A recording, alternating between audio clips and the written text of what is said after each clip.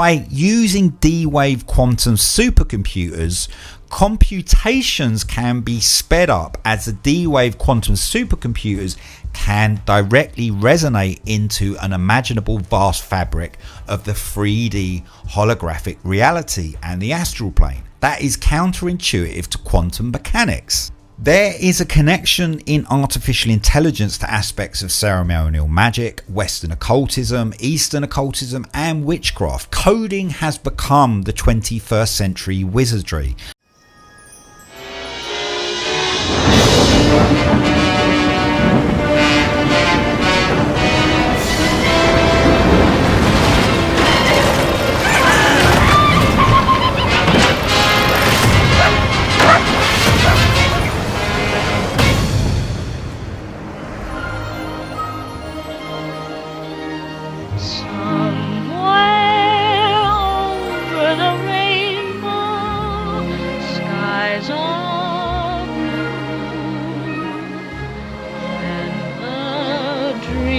That you dare to dream really do come true.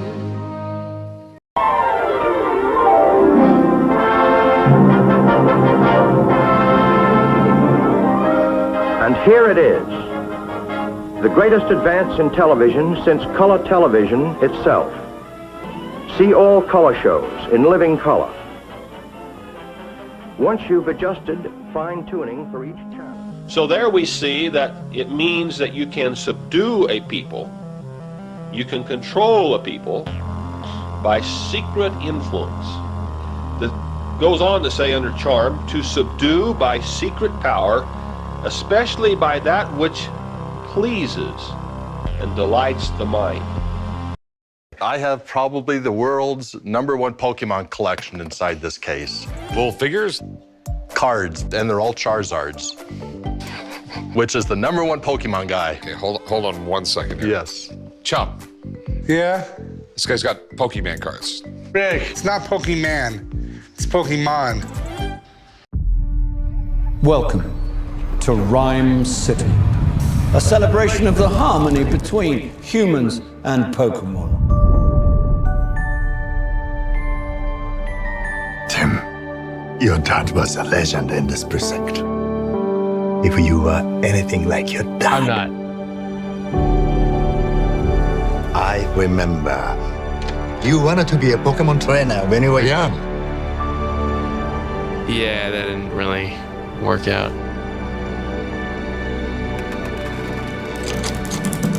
Someone there?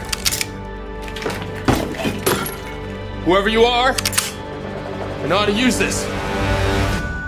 Oh, jeez. Here we go. I know, you can't understand me, but put down the stapler or I will electrocute you. Okay. I'm here to sell my Pokemon collection. I got into Pokemon collecting with my sons, and eventually they grew up and went to college, and I never did grow up. So I continued with Pokemon for the last 17 years. Did you just talk? Whoa. Did you just understand me? Oh my God, you can understand me. Stop. I've been so lonely. They try to talk to me all the time. All they hear is Pika Pika. You can hear him, right? Pika Pika! Yeah, Pika Pika Pika, he's adorable. You're adorable. They can't understand me, kid. Can no one else hear him? So under charm there it says power to subdue opposition and gain the affections. But remember in the story of Wizard of Oz, how the Wicked Witch was having difficulty subduing her opponent. And finally she said, I know what I shall do. I take this crystal ball. She spreads her hands across the crystal ball and she creates a lovely poppy field.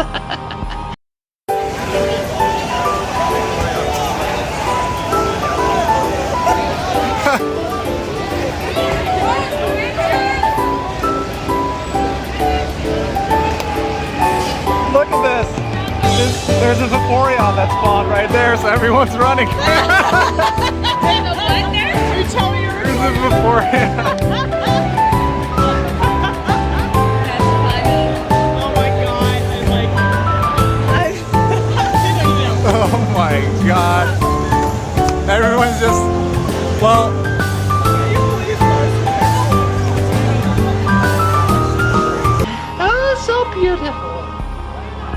and Dorothy, the lion, the scarecrow, the Tin Man, going across this lovely poppy field, fall to what? This is Pod 5, the first fully immersive sleep system. Intelligent, adaptive, effortless. It doesn't replace your bed, it transforms it. Pod 5 listens and responds to your needs in real time, adjusting temperature, elevation, and sound while you sleep. Built to give you all-night comfort with an adaptive sleep surface that fits onto any mattress to personalize temperature, so you and your partner sleep just the way you like. Pod 5 features a new hydro-powered blanket that wraps you in full-body immersive temperature, giving you double the cooling and heating coverage. No more overheating, cold wake-ups, or blanket wars. Just deep, uninterrupted sleep. Plus, a base that lifts to automatically ease snoring, shifts to zero gravity for full body restoration, and now features integrated surround sound to help you fall asleep and stay asleep longer. Select how you would like to unwind, with white noise, nature sounds, or exclusive content from Dr. Andrew Huberman. And when morning comes, no jarring alarms, just warmth, a soft vibration, and gentle sounds, waking you when you're ready the way nature intended it to be. 3 elements, infinite personalizations, giving you exceptional sleep without exception. Contactless sensors in the pod track your heart rate, breathing, sleep stages, and more. And it uses artificial intelligence to go beyond just tracking. It learns from your data and optimizes your environment in real time to keep you in deep sleep for longer. Is it possible that that's not just story? Is it possible that the crystal ball sits in the living room of every home? The new Health Check is a breakthrough in passive preventative health. Without any wearables, the pod quietly monitors cardiovascular and respiratory health during sleep. Using clinical-grade precision, it leverages the hours that you spend on your bed to conduct a review of your health every night. Designed for anyone who won't settle for just okay sleep. This is Pod 5, the only way you should sleep. You changing us in our society for the better? Does it empower all of us, like it claims to? Or does it only empower a select few at the expense of the many?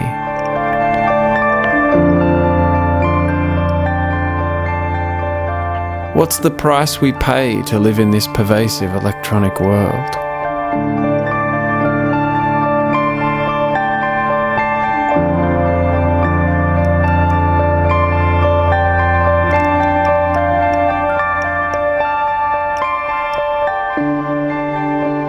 This era is unprecedented, and perhaps never before has technology been so prolific and shaped our lives so intimately. The me has been a target of corporate power for a long time. Advertising after the Second World War changed into instilling desires and manipulating the masses to want things and see the world in a certain way. From where the computer and the internet originated, this is in hyperdrive of the world of the screen culture, where not only the convergence of technologies has amplified the power and influence of corporate voice, the screen culture provides a centralized mechanism of social control, pretending to be freedom and democracy. We tend to think about the internet as this sort of medium where anybody can connect to anyone. It's this very democratic medium. It's a free-for-all, and it's so much better than that old society with the gatekeepers that were controlling the flows of information. Really, that's not how it's panning out. And what we're seeing is that a couple big companies are really, most of the information is flowing through a couple big companies that are acting as the new gatekeepers. These algorithms do the same thing that the human editors do. They just do it much less visibly and with much less accountability. Lucid dreaming is the greatest thing that I have ever been able to experience. And now with the help of Remy, anyone can do it.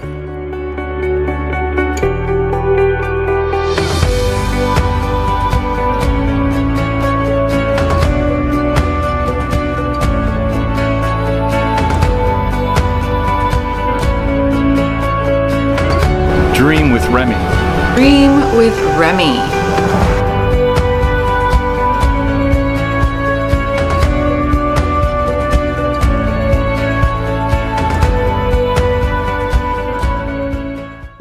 And with a level of fine-tuning and individual customization never before possible. They have a lot of the same dynamics that are driving what they show people and what they hide from people as the old media did.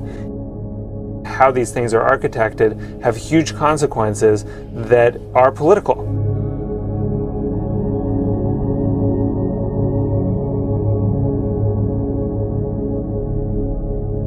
The filter bubble puts you at the center of what seems like a vast world of connectivity and relevance.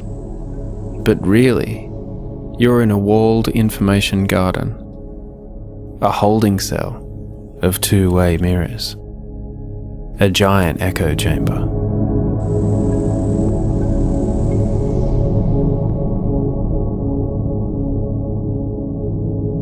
What happens to our communities, our relationships, the culture, if we're all walking around in mirror cocoons with this hyper-individualism, this lack of collective awareness? There's this thing called confirmation bias, which is basically our tendency to feel good about information that confirms what we already believe. And you can actually see this in the brain. People get a little dopamine hit when they're told that they're right, essentially. And so, if you were able to construct an algorithm that could show people whatever you wanted, and if the only purpose was actually to get people to click more and to view more pages, why would you ever show them something that, makes them feel uncomfortable, makes them feel like they may not be right, makes them feel like there's more to the world than our own little narrow ideas?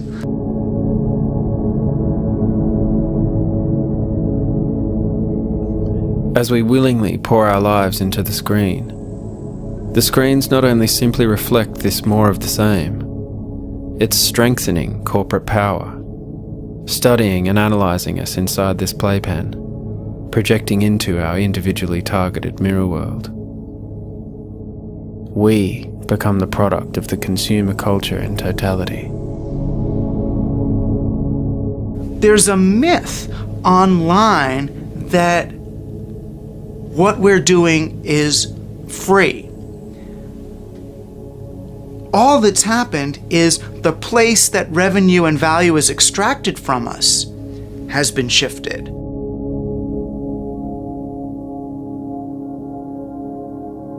Everything we do on a computer produces a transaction record. Right? Whether it's your laptop, whether it's your phone, whether it's an ATM machine, a toll booth, using your credit card, anything with a computer creates a transaction record. Right? Data is a byproduct of all of our information society's socialization. Increasingly, companies, computers are mediating all of our social interactions. And all of this data is increasingly stored and increasingly searchable. And this is not only where social control centers from via a screen culture. It's where our value is ultimately extracted, turned into huge profits. And we think this is a good deal. We get so much for what we think is free.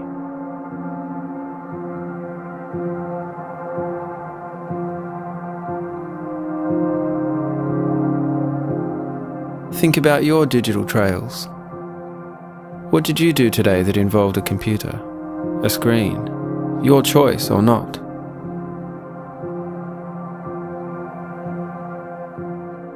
The screens are always watching, saving. Example. When you browse the web, if a page has that like button, Facebook collects information about where you visit. Even if you're not on Facebook, the fact that you've been somewhere, Facebook knows, because the like button is there. And even if you don't click, it's been loaded from Facebook's servers. They know. And this information's used to shape your experience. The same is true for Google. The millions upon millions of websites that run Google Ads, or use Google Analytics software, or make use of any Google code, YouTube video, search buttons or images. If anything touches Google, Google knows. Our largest banner is Save On Foods, which has 180 stores, and depending on the community has services such as pharmacies, full-service delis, bakeries, wine sales, Starbucks kiosks. Our initial proof of concept only took a few weeks. Getting the team productive, proving that a solution was viable, was surprisingly quick. There are two primary approaches to quantum computing. There is annealing quantum computing, and there is gate model quantum computing. D-Wave decided to start with annealing quantum computing. That's what's allowed us to become commercial so quickly. Annealing quantum computers are excellent at solving optimization problems. Both approaches are important. Annealing for optimization, gate model for quantum chemistry, computational fluid dynamics.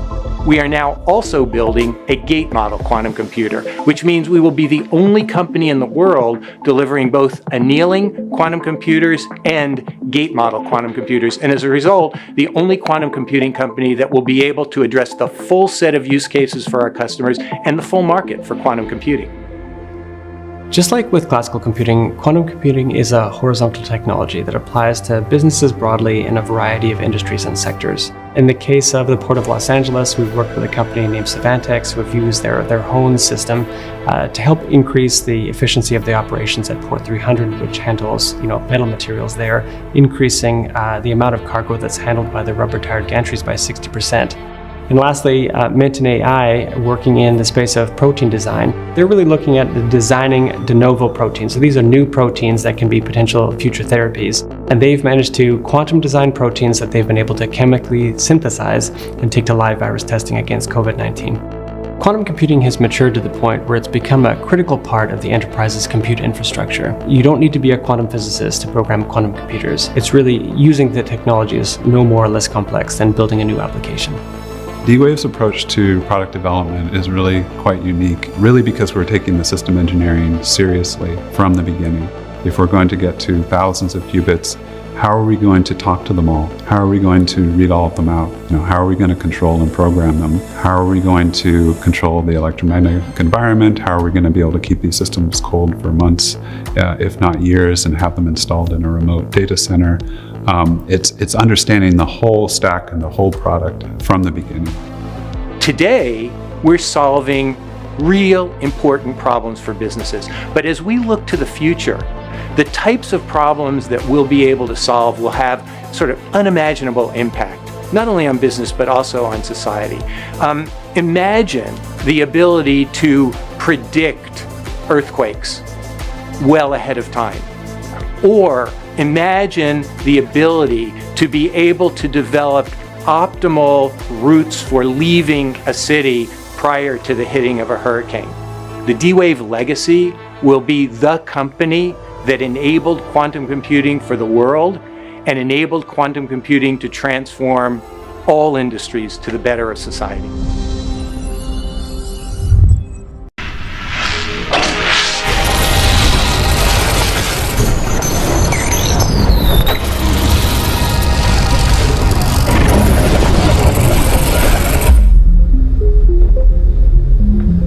You've all lost so much. We intend to restore it to you. I stand before you tonight to announce the first true artificial intelligence, Kronos. Kronos will soon solve the problems that have plagued humanity.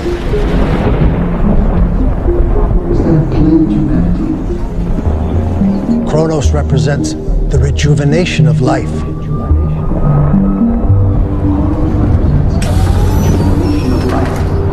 On this planet,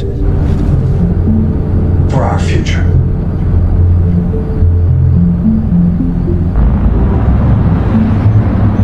Tonight, this night,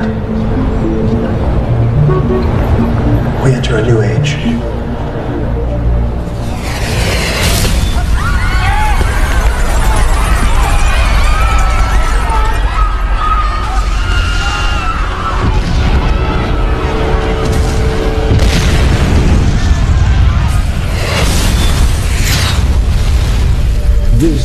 Kronos. Do not be afraid. Our once beautiful world is now infected. Change is necessary if it is to survive. It may be the end of your life, but it is the beginning of so much more. You were once one with what surrounded you. You have completed the final stage in your evolution by ushering in the new age. You created and destroyed for centuries until finally your purpose was fulfilled.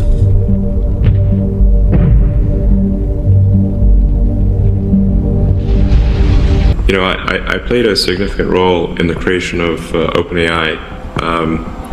Essentially, at the time, I was concerned that Google was not paying enough attention to AI safety, and so I created OpenAI. And although initially it was created as an open source nonprofit, now it is closed source and for profit. The average person, they don't see killer robots going down the streets. They're like, what are you talking about? Man, we want to make sure we don't have killer robots going down the street. Once they're going down the street, it is too late. Do you feel that one day mankind could serve the machines and not the other way around? Honestly, when I see people on their phones, I think we're already serving the machine. Humans have been the smartest creature on Earth for a long time, and that is going to change with what's typically called artificial general intelligence. So this is, say, an AI that is smarter than a human in every way. Predicting 2025, I think that's reasonably accurate. It will cause damage or death. There will be an outcry. There will be an investigation. Years will pass. There will be some sort of insight committee. There will be rulemaking. Then there will be oversight, eventually regulations. This all takes many years. The way in which a regulation is put in place is slow and linear, right? And we are facing an exponential threat. And if you have a linear response to an exponential threat, it's quite likely the exponential threat will win. AI would be used to make incredibly effective propaganda. Hones the message, looks at the feedback, makes this message slightly better. Within milliseconds, it can adapt its message and shift and react to news. And there's so many social media accounts out there that are not people.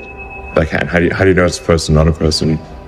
Because the AI has been advanced for a while, it just didn't have a user interface that was accessible to most people. So what really ChatGPT has done is just put an accessible user interface on AI technology that has been present for a few years. I think digital superintelligence will happen in my lifetime. Think about all of those websites across the internet that these companies track, analyze, dominate, and influence. How are our lives shaped by this? And how do we even know what's happening behind the scenes? We've become so sparing in our understanding of these technologies, these corporate interests, and how they wrap around our lives. What happens when I click this button? The product online is not the content. The product online is you. The product online are the eyeballs looking at that content and as much information about how to influence the hands connected to those eyeballs as possible.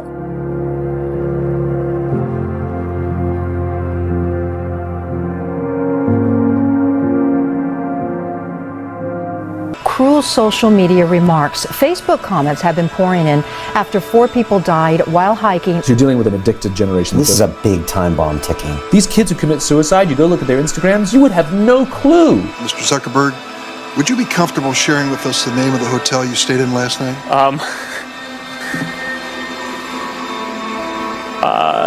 No. People who spend more time on Facebook suffer higher rates of depression than people who spend less time on Facebook. It'll destroy relationships, it'll cost time, and it'll cost money, and it'll make your life worse. To be human means that you are persuadable in every single moment. It doesn't matter what language you speak, it doesn't matter how intelligent you are. It's not about what someone knows, it's about how your mind actually works. We now know that many of the major social media companies hire individuals called attention engineers who borrow principles from Las Vegas casino gambling, among other places, to try to make these products as addictive as possible. We are all vulnerable to social approval. We really care what other people think of us. When you upload a new photo of yourself on Facebook, that's a moment where our mind is very vulnerable to knowing what other people think of my new profile photo. And so when we get new likes on our profile photo, Facebook, knowing this, could actually message me and say, oh, you have new likes on your profile photo. It knows that we'll be vulnerable to that moment because we all really care about when we're tagged in a photo or when we have a new profile photo. I mean, I think we can all feel it. And it's as if we've been infected. It's if they've drilled a hole in the back of our head and now they've injected the virus and now we walk around searching for feedback using social media. We know that engagement with social media and our cell phones releases a chemical called dopamine. Dopamine is the exact same chemical that makes us feel good when we smoke, when we drink, and when we gamble. In other words, it's highly, highly addictive. You have an entire generation that has access to an addictive, numbing chemical called dopamine through social media and cell phones as they're going through the high stress. They don't have the coping mechanisms to deal with stress. So when significant stress starts to show up in their lives, they're not turning to a person, they're turning to social media. They're turning to these things which offer temporary relief. We know, the science is clear, we know that people who spend more time on Facebook suffer higher rates of depression than people who spend less time on Facebook. That's a problem. That's an addiction. If you're sitting in a meeting with people you're supposed to be listening to and speaking, and you put your phone on the table, you're just not that important to me, right? So you have an addicted generation that doesn't have the skill set to ask for help. Combined with the fact that they're so good at Facebook and Instagram, they're good at putting filters on everything. So they're good at showing you how smart and strong they are. These kids who commit suicide, you go look at their Instagrams, you would have no clue that they were depressed. People look like they have a much better life than they really do. People are posting pictures of when they're really happy. They're modifying those pictures to be better looking. People basically seem they're way better looking than they basically really are, and they're way happier seeming than they really are. So if you look at everyone on Instagram, you might think, they're all these happy, beautiful people, and I'm not that good looking and I'm not happy, so I must suck. Some of the happiest seeming people, actually some of the saddest people in reality. Social media isn't real, but you don't ever see real life, the 99% of our lives, the behind the scenes, the unglamorous, unfiltered, day-to-day, bland normality. And you end up comparing your behind the scenes to other people's fake highlight reel and using others as a mirror or benchmark for how you should look, how successful you should be, or how you should live. You'll become your happier self when you stop putting pressure on yourself to be more like someone else. And they know that this causes depression. They're injecting things into your head that you didn't ask for. Our lives are becoming more transparent, just inevitably. It's just pulling us. It'll destroy relationships, it'll cost time, and it'll cost money, and it'll make your life worse. If you've messaged anybody this week, would you share with us the names of the people you've messaged? No.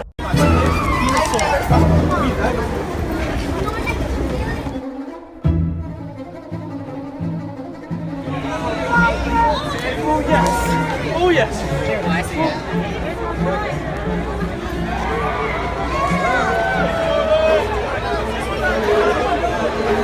Alex,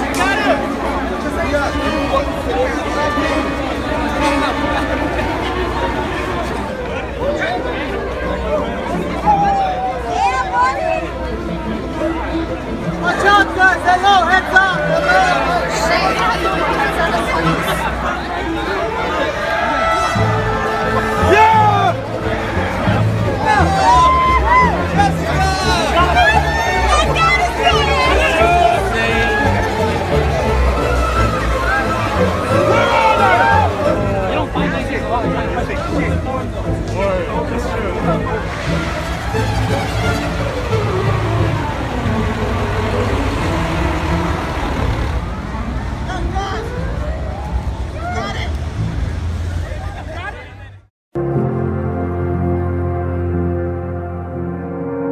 Stare into the lights, my pretties.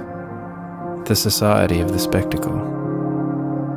Captive populations glued to screens, engineered with ever-increasing precision and insight.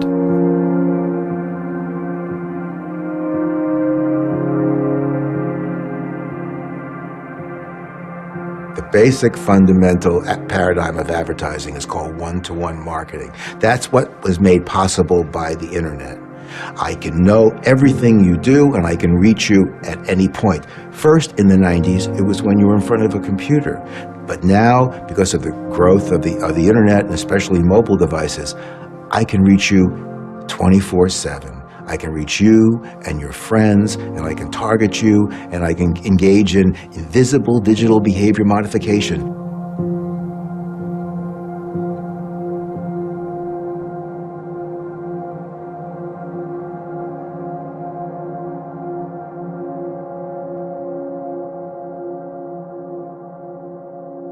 What sort of ministry of truth-style world actually exists and would be perpetuated because of these huge, powerful engines? An extensive influence over the information streams accessed by billions of people. Today, in the United States, more than 85% of adults get their news from social media, and 64% get news from only one source, usually Facebook. And so the behaviour modification doesn't just end with advertising, buying stuff, and how we'd be shaped into accepting a single news feed. The mega machine is much bigger than that.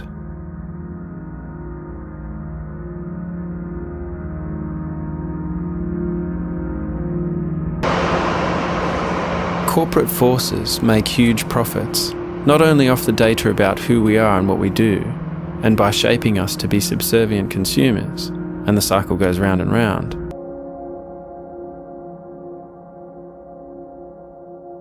So the phrase that's often used, I've got nothing to hide, so I've got nothing to fear, is something that's often said by people.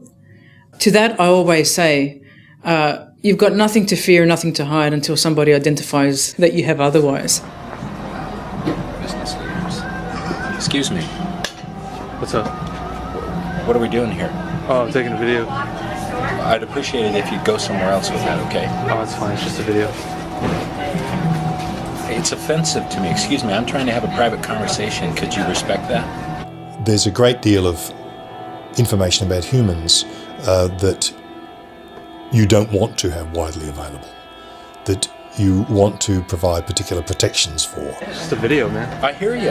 Okay. I'm having a private conversation. Would you please move? We hear this nonsense about the only people who are concerned about privacy are people with something to hide. Well, yes. How about your password? How about your PIN? How about various aspects of your physical person? How about various aspects of your health? Various aspects of your finances, the fact that you've got a really, really valuable painting in a house that's really easy to break into and that doesn't have a security system. How about the way your kids go to and from school? What your daughter drinks and which drink to spike. There's any number of things that people have to hide. Do you not understand what I'm saying? It's a private conversation. All right, calm down. Leave. Calm down. Leave. It's just a video. Jesus. I should just stay outside their home and start capturing their every move as they interact in their front lawn, their back lawn, anywhere I can see from the front of their yard. And then what I should do is get in my car, put a GPS device on theirs covertly, and follow them down the street. And then I should get out at work and say, "Hi, it's me again. I'm wearing the camera, I'm recording you." And then I should follow them home and then see how they feel the next day when I do the same thing. And the day after that, and the day after that, and I think they'll get really sick of me really quick.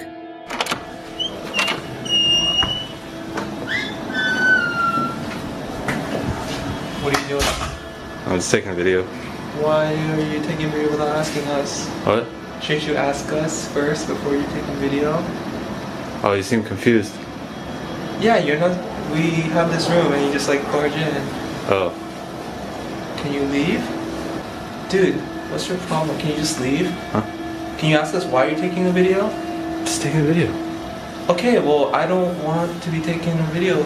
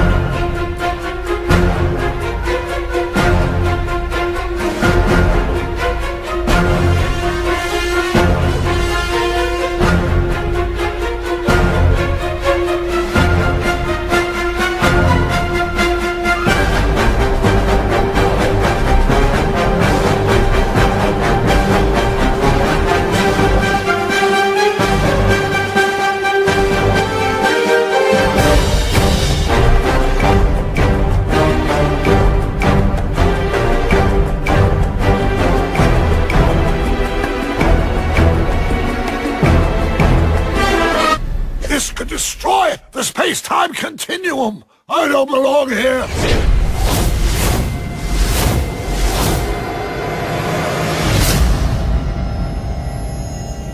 My friend, where we're going, we don't need.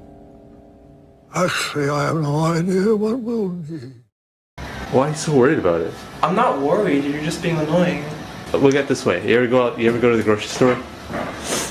You know, there's like surveillance cameras everywhere. Yeah? It's not a big deal. Okay, well... It's just a video. I mean, No, you're just being annoying.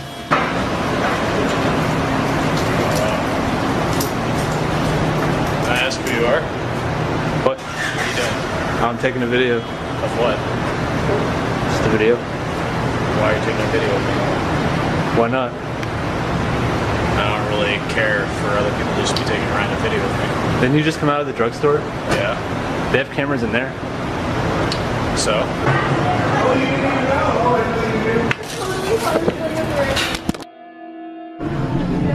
are you doing?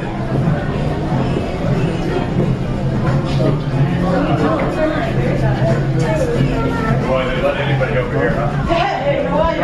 How are you? Good? You have a problem? What are you doing? We got a photographer. I don't know who this guy is. What are you doing? Hey, son. Hey, hello? What are you doing? What are you doing? What are you doing? You don't know. He's been following us and thinking like, what are you doing? Why don't you answer him? Hello? Hello? Chief, Hey, Chief. What are you doing? do you talk? Do you talk? Hello? We're going to meet somebody. Holy crap. How you doing? I'm good. This is freaking me out. Yeah, I know. Should be really freaking you guys out. And this is what the Mega Machine does.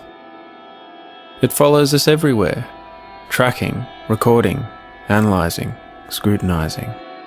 Unanswerable. So why aren't we pissed off about this in the same way? Is it because the surveillance is diffuse, coming at us at all directions? It's not a guy with a camera right in front of our eyes. Why are you taking a picture for? It's something that's been normalised in slow incremental stages. A kind of creeping normalcy, hidden in plain sight. Most people who go about their everyday life are oblivious to CCTV cameras.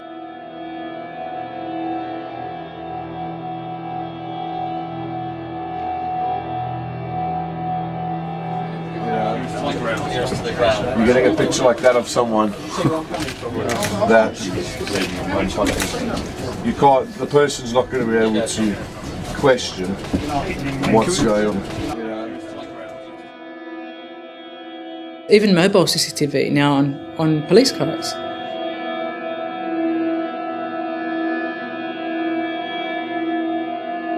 And what that's called is the novelty effect wears off. So if something is new, I look up and I think, oh, it's new, it's invaded my space. Just like when telegraphs were introduced and people saw terrestrial lines that carried voice calls. Wow, what are these things, you know? We see windmills today and we think, oh, wow, a windmill. Or we see other infrastructure and we think, oh, aren't those base stations at the top of the building looking ugly? So we do notice these things initially, but we become oblivious to them over time. I don't notice base stations anymore, and I used to work very closely with where base stations went. For mobile phones. The novelty effect wears off, and with that wearing off, we become immune and we forget to question what is going on.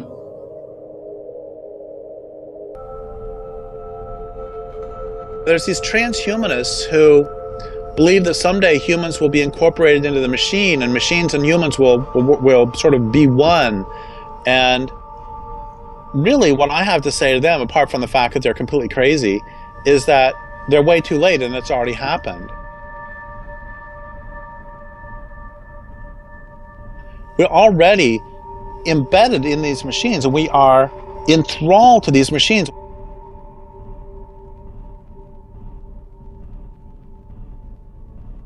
Think about it. Do you touch plastic or human flesh more often? You know, or think about it. how many machines do you have daily relationships with? And on the other hand, how many wild animals do you have daily relationships with? And if you have daily relationships with your machines, you can come to believe that those machines are more important than the real world.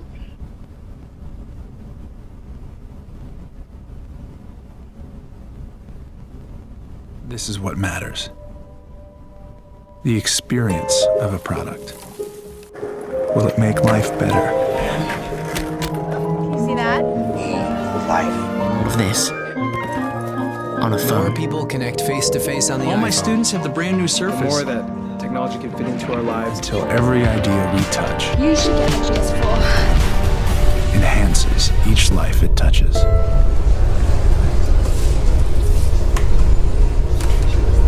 If you only hear things that come from humans or their creations, you can come to believe that humans and their creations are the only ones who exist. And this leads to the same thing that happens to other people who are living in echo chambers, which is if you're in an echo chamber, if you're under sensory deprivation conditions, you start to hallucinate.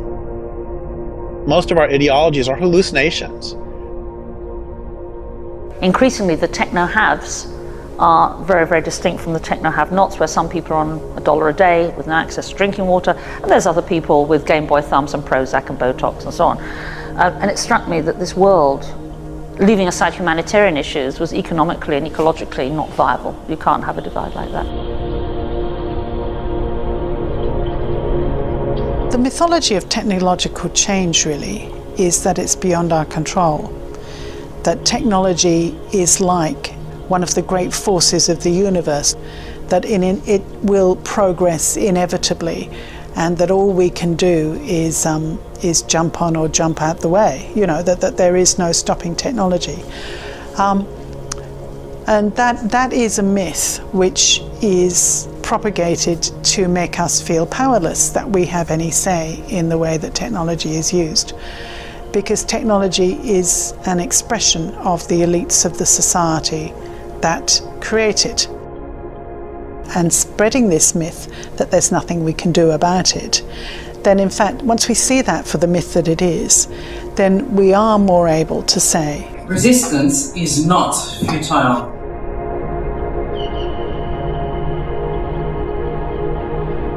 This culture will consume the world in order to power these machines. And, you know, it doesn't require some fiendishly clever conspiracy on the part of machines to do this. What it requires is, I love this line, unquestioned assumptions or unquestioned beliefs are the real authorities of any culture. And all it takes is an unwillingness to question the beliefs on which the system is based. And there's a great line also by Upton Sinclair. It's hard to make a man understand something when his job depends on him not understanding it. And I would say it's hard to make a person understand something when their entitlement depends on them not understanding it. And when their addiction depends on them not understanding it. I think that it's all tied to addiction too. The word addiction actually comes from the same root as to enslave, because originally a judge would issue an edict causing someone to become a slave, and so they were addicted. It's pretty clear, you know, when we talk about people who are heroin addicts or something, it's pretty clear that they are enslaved to the addiction. And it's a little bit less easy to see in ourselves as we spend most of the day staring at a screen. And it's also a bit more difficult to see when we talk about some group of people being addicted to power over others, which is what this culture is really based on. there is no way that technology is neutral. Technology reflects the elites, the passions, the capacities of the people that create and then continue to use it. Once you start looking at the technology plus the culture,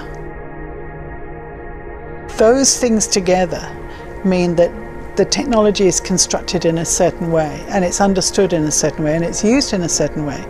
And once you start putting all those things together, then it has a purpose for the people that are talking about it, which is far from neutral.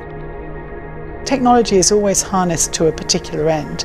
Now, sometimes that can be positive or negative, but it's not as simplistic as saying, oh, it's up to people how they use it, because people can only use it within the constraints of how it's designed, the knowledge that they have, and the society that they've been socialized in. And those three things together mean that technology has an actual cultural value which is far from neutral.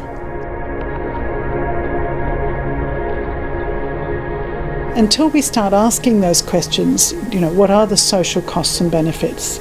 And who is excluded? And what is the environmental cost of all this? I mean, there are, in terms of the huge amount of toxic landfill from discarded mobiles, for example. Yes, and until we start looking at those other pictures in terms of we look at the way that technology works as a network of connection, but instead see it as part of a living world, because technology is not part of that living world. It has an impact upon that living world. Until we see those bigger questions and technology in the broader scheme of things rather than just as its own story, I think we're only scratching the surface of the many ways in which we are using it, and we're using it to change ourselves and our futures.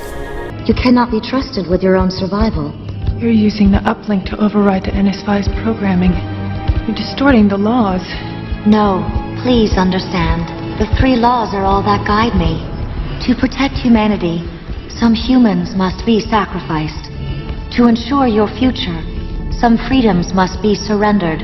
We robots will ensure mankind's continued existence. You are so like children. We must save you from yourselves. Don't you understand? This is why you created us.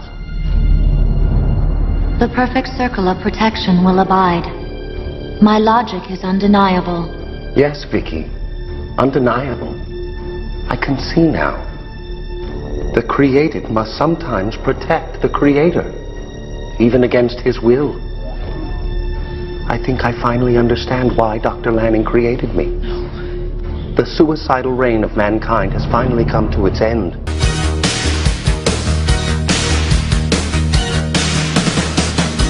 I've got a secret I've been hiding under my skin.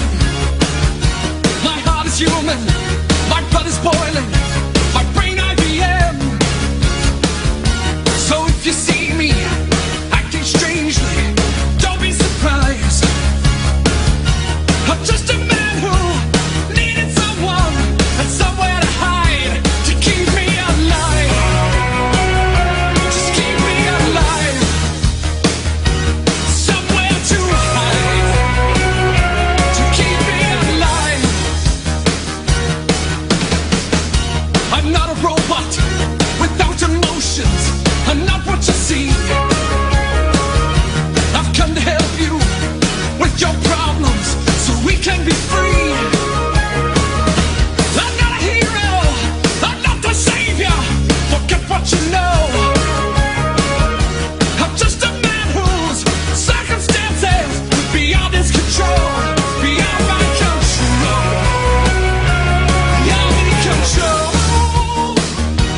I need control. I need control. I am the margin man who hides behind the mask, so no one else can see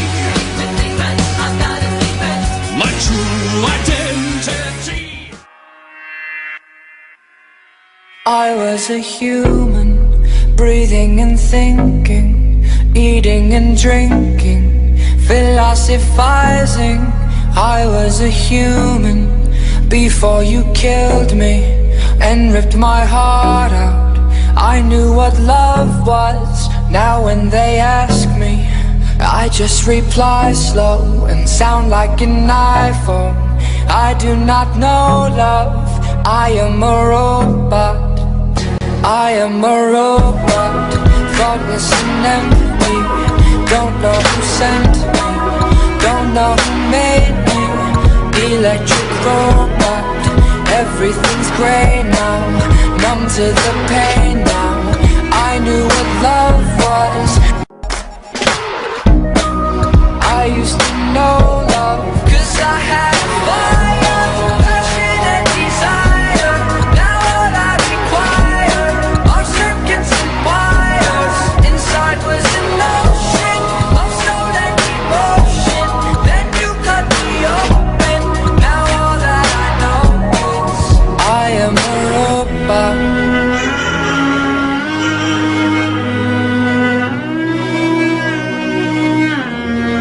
I am a